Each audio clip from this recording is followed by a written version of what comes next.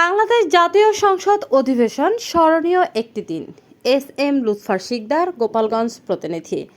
বাংলাদেশ জাতীয় সংসদ অধিবেশন দেখার আমন্ত্রণ পান গোপালগঞ্জ সাংবাদিক ক্লাব এর সভাপতি, বৈশাখী টেলিভিশন জেলা প্রতিনিধি ও দৈনিক বর্তমান গোপালগঞ্জ এর সম্পাদক শেখ মোস্তফা জামান ও বাংলাদেশ রয়টার্স, দৈনিক সকালের সময় পত্রিকার স্টাফ রিপোর্টার ও গোপালগঞ্জ সাংবাদিক ক্লাব এর সাধারণ সম্পাদক এম.টি. রহমান মাহমুদ সংসদ অধিবেশন দেখার আমন্ত্রণ পান।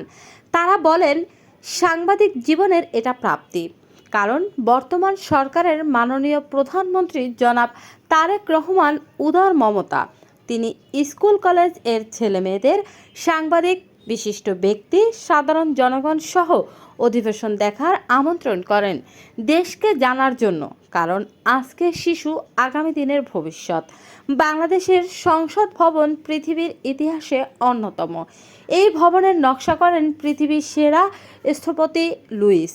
একটি মাত্র পেলার এর ওপর এই সংসদ, চারদিকে পানির কোলাহল, মনে সাগরের মধ্যখানে দাঁড়িয়ে আছে বাংলাদেশের জাতীয় সংসদ।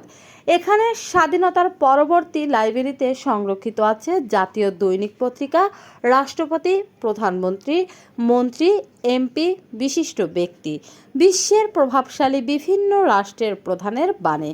খুব শান্ত পরিবেশ। মাননীয় প্রধানমন্ত্রী